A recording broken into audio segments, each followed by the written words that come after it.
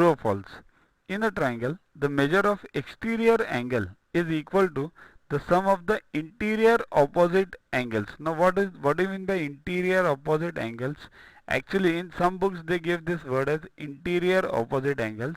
In majority of the books they give it as remote interior angles, because that is the right word actually. But you don't get confused by this word interior opposite angles. It means one and the same as remote interior angles. See, this we had studied in our earlier chapter also, properties of triangle, but again we'll get the gist. So this is the exterior angle and these are the two interior opposite angles or remote interior angles. So D equals to A plus B. This is the exterior angle theorem. So here the answer is true. Second, the sum of measures of all angles of a triangle is 180. That is true. That's common sense.